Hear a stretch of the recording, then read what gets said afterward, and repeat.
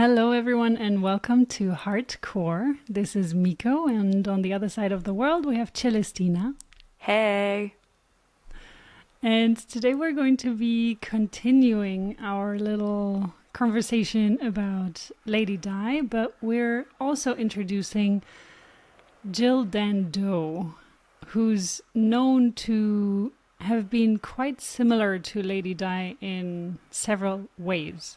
So this is why we started this series in the first place, because I had watched a documentary of Jill Dando and how she's been referenced to Lady Di. And as you can see, if you're watching on the screen, there's quite a bit of similarity even in the looks. The haircut later on was implemented into Jill Dando's style. But it's just a very interesting story to compare and to see these two individuals next to one another. Also, their human design charts, of course. That's why you're here, guys, to see us do the things with the human design charts. So, I guess a little bit about Jill Dando. She is most notably known for hosting the Crime Stoppers show in the UK, as well as also being like the face of the BBC network for most of the 90s. So she actually got her start. She was like pretty small town galley from the UK and ended up really liking theater and performance and just was a really eloquent speaker. And she started on like a local news station back in like the early 80s, and she really made a name for herself like on the local station, and then got a really amazing opportunity to work with BBC in London, moved to the big bad city, not bad, just big, moved to the big city, relatively, I guess. And again, just like went from being a broadcaster on BBC to having multiple different shows and hosting multiple different shows. And by the time of like the mid 1990s, late 1990s, she was like the face of BBC, and I believe they also referred to, like, you know how people like say America's sweetheart? She was basically like not royalty, but like the UK's, the BBC's sweetheart, right? Like personality, like household name, and just very well known, very well liked by the British public. Similar to Princess Di, which is kind of also why we're talking about these two in conjunction with each other. So I did a little bit of like dive into just her presentation skills, and I may or may not have watched a 1999 episode. Actually, it was the last episode before her death that she did on like Crime Stoppers, and basically she was just like the main presenter, and then they talked about other crime stories, like literally a la minute. So like how true crime podcasts do this today, or shout out to Rising Crime from the Oh No Media podcast, or podcast like host, like how they do weekly updates or bi-weekly updates on true crime happening then. Similarly, Jill hosted a TV show that did that, right? With like as much like video footage as they had for like the mid to late 90s. So she was pretty prolific in this space. And then also you could like call the true crime or like the Crime Stoppers phone number, and like if you had any info, it was basically just like what Miko and I listened to on the regular basis, but in 1990s format, where you can like call in and potentially help them solve crimes, which is pretty dope. In addition to talking about more of the challenging topics when she was hosting like the late night show on the BBC, right? Like the late night news network. So yeah, just a really nice presenter, really seemingly down to earth human. And I can understand how she touched the heart of so many people, like watching her shows, whether it was when she was presenting on news in the BBC, or she was doing like the holiday travel show, or the Crime Stoppers show. So yeah, again, I can understand how she was making waves in the different aspects of what she was reporting on. So what else you got, Miko? Yeah, thank you for explaining her background, because it's been a while since I watched it.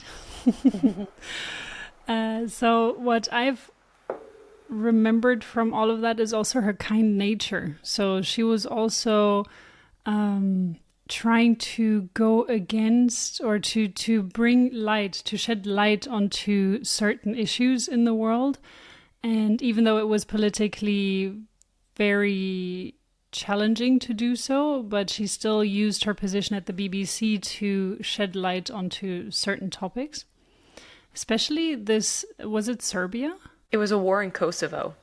Ah, okay. Yeah, the war in Kosovo. So this was one of the big topics that she covered close to the end of her life, and she tried to bring awareness to that so people would be supported and helped.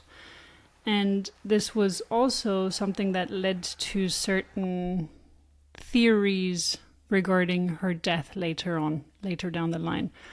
But this kind and caring and supportive nature seems to have been something that was very similar to Lady Di. So this is why people have also compared them, not just because of the looks, but also because a lot of similar character traits.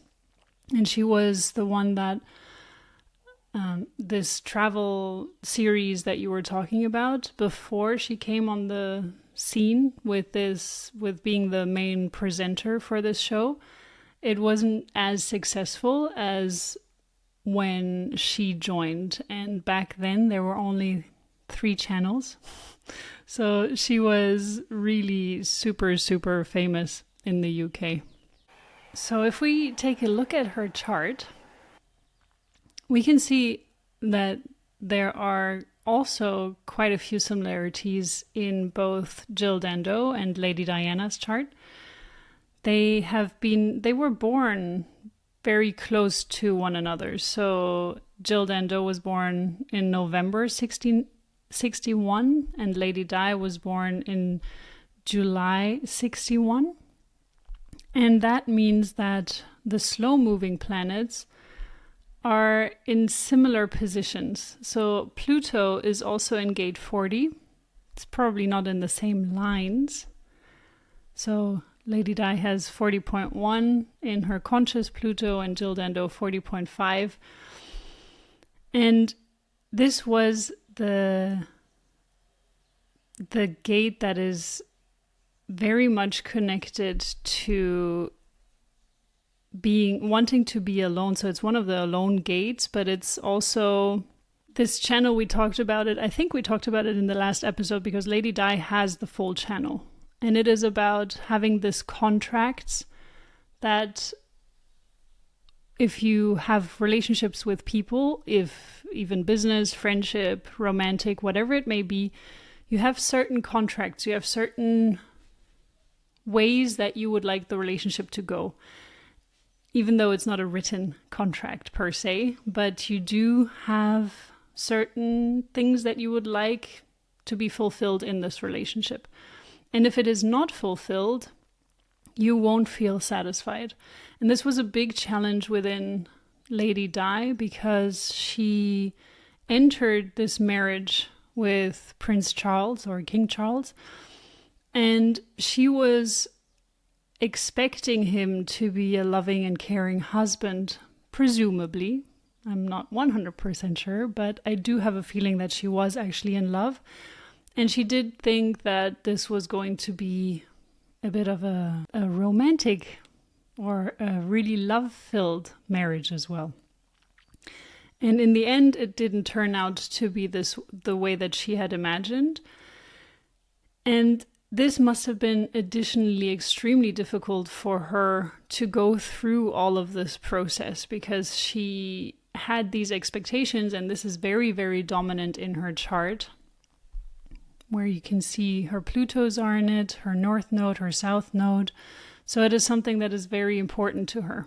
And it has a lot to do with touch as well, this channel and these 2 gates, because this is how you get to know someone. This is how you get to understand if they're correct for you or if they're not correct for you. It has a lot to do with touch. And we mentioned this already in the last episode, that Lady Di, she was not afraid of touching people. She always, when you see her take the flowers, she always tries to touch the kid on the head or says thank you in some way with a handshake or something. So this was a characteristic that they shared. Jill Dando doesn't have the full channel, but it's a generational aspect that is shared by both of them, because Pluto is a generational planet, and that is kind of the energy that you would have had back in the 60s. She also has the gates 59 and 6. So this is Jill Dando, which is a very, very fertile channel. And it's also the gate 6 is about breaking down people's walls. So people may have felt threatened by her when they are jealous of her. So it's not a threat as in she's dangerous, but it's a she is my competition kind of threat. So this is one aspect, but most of the time these people have a lot of tact as well, and they are able to connect with people in a deep way. So they are here to bring forth creative processes, like they can give birth to creativity, they can literally give birth to people. So it's a very fertile channel. And with her, this was in her Uranus, so it's her unique spark, the gate 59.1. And the gate 6 is in her Mars, so in her unconscious Mars. So 59 in her conscious Uranus and 6 in her unconscious Mars. So these are two elements. The gate 6 is still something that needs to be developed throughout time. And there are a few more comparison, like gate 44, Lady Di also has that as well in Neptune. So there are quite a few similarities, even in her head. Jill Dando has gate 4 defined, and Lady Di has the full channel 63.4. So in this case, it's in different planets. But as you can see, there are quite a few things that just are very similar in their designs. They don't have the same centers defined, though. Would you like to share something about that? Yeah, so I think the biggest thing that stands out to me is that, right, being a TV broadcaster, you'd think she'd have a defined throat. And her throat is really open, which I think is very interesting, right? So that to me, I know some podcasters who have a completely open throat, which I think is also really cool, right? My understanding, though, is that she wasn't really interviewing other people, so in theory, like, that would be like amplifying someone else's voice, but I think she uses her open throat to really press on, I think, just important things that were happening around the world during that period of time, right? So, like, we mentioned the outbreak of the war in Kosovo and how she was reporting on it, like, very strongly, and that seemed to upset potentially people who were in power in Kosovo, as well as, like, hosting the Crime Stoppers show, right? So amplifying other people's voices, amplifying other people's situations. I think that that's just really cool to be able to see that come into play. I wasn't imagining, so having done all of this research prior to really studying her chart, I wasn't imagining her energy being so open, but having an undefined head, an undefined ajna, completely open throat, an undefined spleen, an undefined heart, an undefined root, and really having all of her energy kind of in that emotional, sacral G-center space. I feel like, at least with the G-center piece of it, right, having mostly individual channels, or having the 214 come from her sacral to her identity center, I feel like is a really strong individual identity channel. Obviously, you can speak more to this than I can, Miko, but when I see this in someone's chart, I'm like, okay, damn, you know who you are, and you have the energy to put forth that into the world as well. But it seemed as though, so kind of going back into her story, right? So the way she came up in the BBC, it just happened to be that she dated a dude who was an editor in the BBC, right? So by no means am I putting the kibosh or like trying to downplay her talent in this world, right? But I think, unfortunately, it was like the late 80s, early 90s, and it was kind of seen as normal, I think, to have relationships and get places by doing things like that. I don't know, man. Maybe they loved each other. I don't know. Anyway, what I'm trying to say is I feel like she did her best to stay true to who she was, going from small town broadcaster to BBC, right? She didn't change her looks, but the guy who she ended up dating, I don't recall his name, who was a BBC editor, was like, you need to change your hair, you need to change your style, you look too small town. And I feel like that's the one time, I don't know what their relationship was other than they dated and like how he influenced her. But I find that that's really interesting because that's when she changed her hair. After he said that, that's when she changed her hair to look like Lady Di's.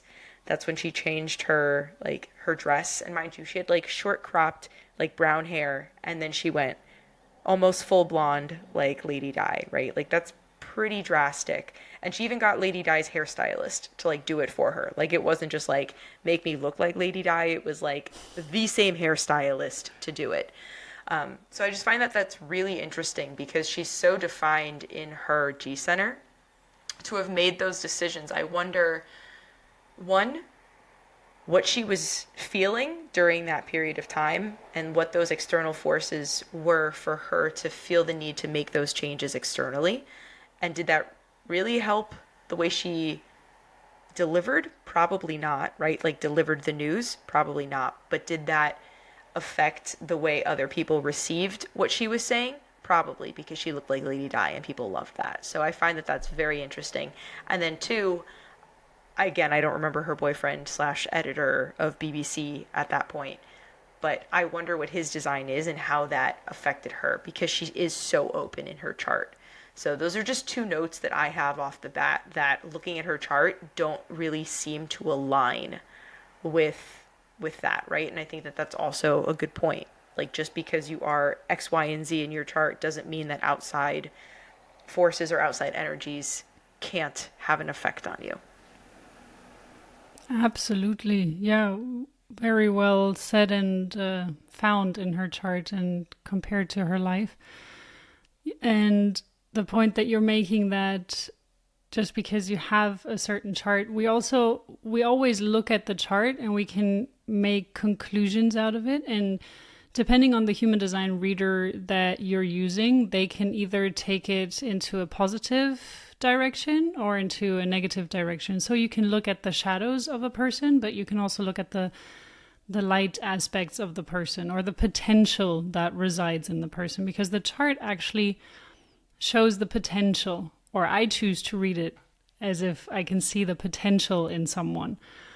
But the external influence, and this is why we always talk about conditioning and how drastic and impactful conditioning can be, because you may believe that you're someone or a certain way of being. But if you would actually look at your human design and use the potential that is inside of you, it would be very different if you were heavily conditioned. And the reason why we're trying to guide people to live their design is because it creates far less resistance in your life. It doesn't mean that all problems will go away, but you will have a much easier time handling them and you will face less resistance. It's not going to be so much of a struggle to go through life. It will be more of a flow. So when we're looking at charts like this of people that we haven't met personally, that we haven't had as clients, or that we don't know in friendship or romantic ways or business ways, we can only assume which direction they chose. And by looking at their lives, we can also kind of piece things together. But it still doesn't tell us, because we only see and we mentioned this also with Lady Di, we only see what we are given to see by the media, by themselves as well, what they choose to share with us. So all of these things influence how we perceive someone. Also, sometimes I look at newspaper articles and you see a very horrible picture with a headline. And from the same shoot or from the same event that this person attended, you will have a different newsletter that will take a different picture, same outfit, same everything, but just the facial expression changes and with a different headline, and it makes such a big difference. So this is what I mean by media also influencing us. So in human design, in her case, what I see is that she has the right angle cross of the Sphinx. And this is a cross where people share their secrets, their stories with you. She has gate 13 here, as you can see. In her Earth, 13.6. She's a 4-6 line. But this cross of the Sphinx is really very impactful when it comes to also providing a direction to people. So people will share their thoughts, their ideas, their feelings with you. It's unconscious in her design, so she might not have been so aware of it, but at her age, she probably has felt this, that this happens quite a lot in her life. And then they can lead people into the right direction. So they can provide insights.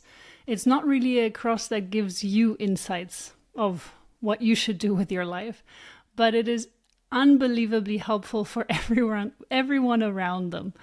We have someone that we both know that has this cross, and she is so fantastic at doing exactly this.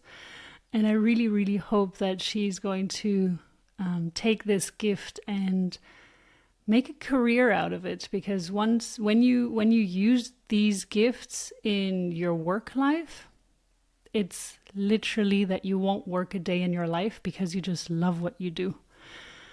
So yeah, this is what I see. And the 4-6 is again pointing towards her being social, but in her social surroundings. So it's not like a 5th line who will meet people randomly everywhere they go, and then they create this network from strangers, but it's really a network that is from friends, from family, from people that are close to you. And the 6th line is, sadly, she didn't get to really express her full potential, because with the 6th line, wherever you do have a 6th line, this is something that is going to take time to develop.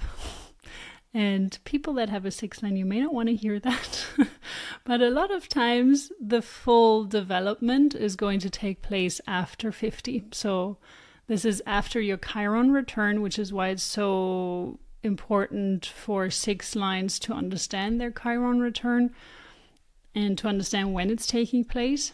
But this is with every 6th line in your chart. Look at the gate and you will see that this is something that will take time, no matter if it's in Mars or not in Mars or anywhere else. It will just take time to develop, and it can blossom past the age of 50, sometimes it's 48, 49, something like this. So whenever your Chiron return is happening, and then when it's happening, so if it's at 48, you will still need at least 1.5 years to go through the full transformation. It's not just on the day that your Chiron return is happening, that's it, that's done. But it takes time to develop. And yeah, be patient with yourself. It doesn't mean that you can't use your skills already, but the full bloom will come after 50. You got another 14, 15 years, and I got another almost 20. Great. Let's go. Yeah. It's already starting to come slowly, but I do genuinely feel like the best version of me is still coming. That's kind of cool though, right? Something to look forward to. Absolutely. And this also kind of goes back to what people say, oh, the other day I met a woman, she was walking her dog, and Ananda wanted to play with her. My dog wanted to play with her. And then this dog was starting to get all happy and wagged its tail and started to also even jump onto Ananda and on his face to just try to get closer because she was very small. And the owner said she's too old. And I was like, just thinking, too old for what? Because a dog is never too old to just sniff and see, hey, who are you? What are you doing? How are you doing? So this is one thing. I'm pretty sure she meant she's too old to play, of course. But I just think that this idea of age being the limit of saying, okay, you are too old or you are too young. Okay, the too young part can be the case in certain aspects, of course. Like sexual things, for example. You can be too young for that. But I mean, just to say you're too old to do something, I have a problem with that. I don't want to believe that. It's more about your physical strength, your mental, emotional energy, your spiritual aspects. So all of that combined, that's what we should go by and not by age. We're going by age way too much. I like that insight. I feel like, I mean, it does transcend more than just like dog years, you know? You're as old as you feel, you're as old as, like you said, you energetically are, your physical body and your muscular system can handle. And there's a lot that goes into that, obviously. But yeah, age is just a number. And it can be a mindset if you let it be a mindset. Absolutely. So yeah, we kind of went off the topic. But that was my little 2 cents on Jill Dando and her cross. And she's also a single definition, which is, again, yet another point of her theoretically knowing who she is, because as a single definition, you don't really need other people in your life to find wholeness. This is what is said. Even as a split definition, you don't need it, but you're fooled to believe that you need it. So within yourself, when you are a split definition, you often long for another part. You often long for, if you are a single split and not a single wide split. So if you understand what that means, the difference, we should maybe do an episode on splits. But if you are a single narrow split and you only have one gate missing that is bridging your split, this is often where you will try to prove yourself. This is often where you feel you're not good enough. This is often where what you feel is missing. And this is why you will try to find people who will bridge that split. So it doesn't mean that this is the way that it should be, this is how it should go, because you are complete the way that you are. You're not missing anything, but we're fooled to believe that inside of us. And Jill Dando, she, even if we take the designs apart, the conscious and the unconscious, she would still be a single definition, but she would be a generator, a pure generator. So she may not have had the conscious awareness of her emotional solar plexus. And it may have been something that she developed over time to understand that that is there in her design. The emotions are there. Should we get into her final days? I don't know about her final days, but her final hours are some wild tales. Or I guess the time after her final hour was some wild tales. So the way we got all up into this is because Miko and I are both true crime fanatics, and she happened to find this YouTube video, this like hour-long docu-series on Jill Dando, and sent it to me. She's like, yo, we gotta do this, and this is really the impetus for these last 2 episodes, comparing Lady Di and Jill Dando, just because of how much the UK loved both of them, how much they looked similarly, and their very early deaths. So Jill Dando was gunned down in front of her home on the outskirts of London. And weird things, because she was living with her fiance at that time in a completely different house. She ran a couple of errands that morning. She got a fax from her manager, so she had to go back home, and that's where her fax machine was. And didn't even make it in the house. And literally had someone come up behind her and shoot her on her porch, and the gun was literally touching her head when she was shot. Like the damage from it, just to not gonna show you images, but like the damage from it was so bad that it looked like multiple like stab wounds to the head. I can't even imagine what those last moments felt like for her. That must have been horrifying, and for her sake, I hope it was really quick because that's horrible. Nonetheless, one of her neighbors found her, basically just in a pool of blood outside of her home. And then it became, I mean, obviously it was a very active crime scene. Unfortunately, though, it was the late 90s, and I guess cordoning off the crime scene wasn't as important as getting photos, right? So again, journalists, photographers kind of flooded her front yard, and I mean, at that point, it was a pretty active crime scene, and I don't know. I feel like there just wasn't enough evidence taken, like there, or perhaps evidence was messed with because people were walking on the lawn. I don't know. Again, I just feel like it wasn't cordoned off as it should have been, as a lot of cases, if you're in the true crime world, are not done to the nines as they should be, right? Like the people aren't given whatever. Totally different topic. Nonetheless, there were several suspects, one of them being a man who lived about a mile-ish, 2-ish kilometers away from her house, might have even been closer. But one of her neighbors saw a suspicious looking man in a black trench coat, like walking away from the crime scene.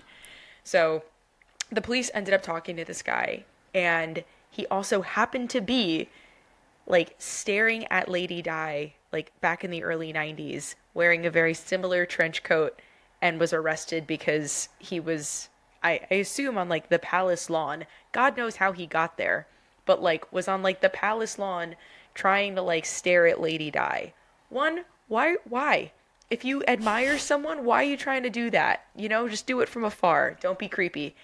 Anyway, he was the suspect in this case too, which, you know, kind of random, but also not. They look very similar. They're both beloved by the UK peoples. And unfortunately, he actually ended up going to trial. I feel like they futzed with the evidence a bit, in the sense of like they redrew the like caricature, like witness caricature, to like meet his description, and then they used that redraw in court. So I just don't love that, right? Like the police heading this kind of put him in a corner. He ended up spending 8 years in jail, and then finally was like retried and found not guilty. But could you imagine like going to jail for 8 years and for a crime that you didn't commit because it was like circumstantial evidence? Some fucked up shit. Anyway, there was another theory, because it was so well done, right? Like, this dude was just some schmo down the road. Maybe he had a gun, maybe he didn't. Oh, I think they also, like, found, like, gun residue. Like, the teensy tiniest amount of gun residue in the pocket of his trench coat that he was wearing. So that was also some evidence that they, like, brought to trial. But it was, like, very small. Gun residue. I mean, gun residue is something that you can't even pin down to one gun or one event. They used it heavily in trial. Yeah. Like those two very small, seemingly circumstantial pieces of evidence. Anyway, the other theories, though, are kind of great. So we've mentioned several times throughout this episode that obviously she was reporting on some big, heavy topics throughout the world, right? She probably pissed off some people because the BBC was an international, probably not that time, maybe, at least heavily influential in the UK, if not an international source of TV and information for people. And she was reporting on the war in Kosovo. And I believe she was also reporting on a person who ended up murdering two of the presidents or two of the people in power in Kosovo at the time. And it is theorized that he either did it personally or like had a Serbian hitman like come kill her. I mean, real talk. It was a one and done kind of shot, right? So maybe this was an assassination. Maybe this was done by a professional. Who knows? However, in that same like case file to kind of semi-wrap this up that you sent me, Miko, they also said that there was an update, I think last year, and then most recently a couple of weeks ago, back in April of this year, 2024, where that, like, the person who fit the description and like the caricature that they did the first time, not the one that they forged to like make the other guy go to jail, but the one that they did the first time, met this dude's description to like the T, and it ended up being like a Serbian hitman, like the Serbian hitman. So neither confirmed nor denied, but I think it's plausible. What I found fascinating as well was that the bullet itself, it had some holes in it. And apparently this was something that they often did. The Serbian hitmen often did. This was something that I also found who puts holes into a bullet? But yeah, don't know the reason. I'm not a gun expert, not a bullet expert either. So